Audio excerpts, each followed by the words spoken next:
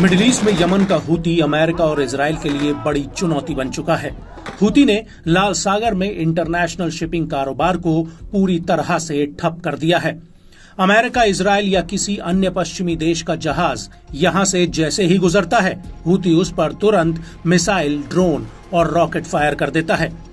और तो और हूती ने हाल ही में अपने जाफा ड्रोन को तेल अवीव के काफी भीतर तक भेजकर एक बड़ा ब्लास्ट कर दिया था, जिससे इजराइल को अभी तक का सबसे बड़ा झटका लगा था। और ये बात भी साफ हो गई थी कि हूती अब इजराइल के भीतर तक हमला करने में सक्षम है।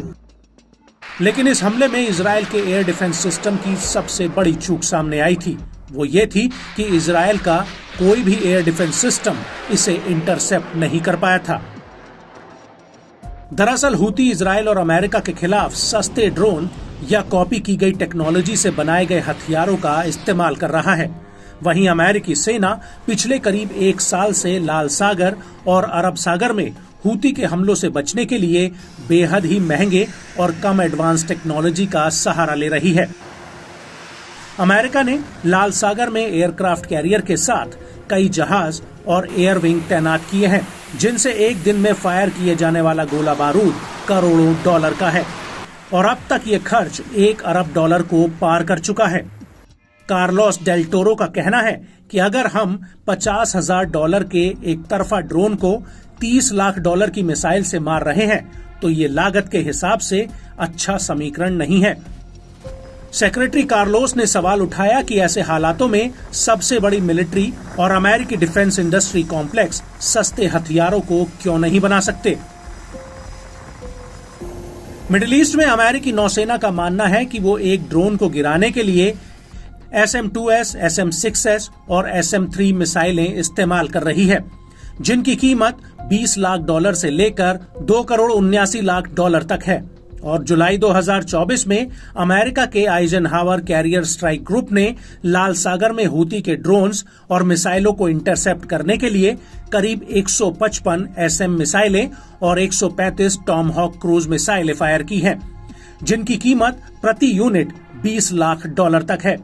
और अक्टूबर 2023 से लेकर जून 2024 तक इस युद्धपोत ने करीब $0.5 अरब की मिसाइलें फायर कर दी हैं।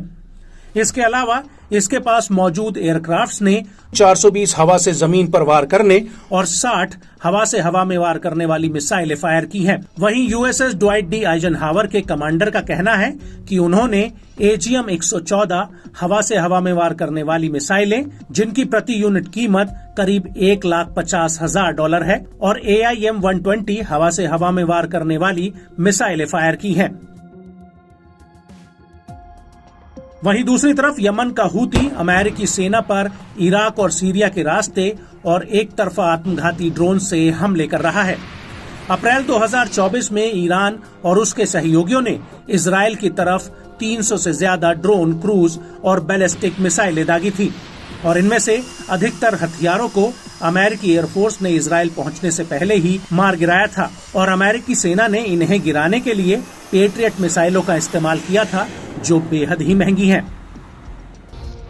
और यही वजह है कि यूक्रेन युद्ध में जब रूस ने ईरान के सस्ते ड्रोन्स का इस्तेमाल करना शुरू किया, तब जाकर अमेरिका को ये एहसास हुआ कि वो युद्ध में टेक्नोलॉजी के हिसाब से अभी भी पारंपरिक हथियारों पर ज्यादा जोर दे रहा है, जबकि उसके प्रतिद्वंदी सस्ती ड्रोन टेक्नोलॉजी से उसके करोड़ों डॉलर के हथियारों को नष्ट कर रहे हैं।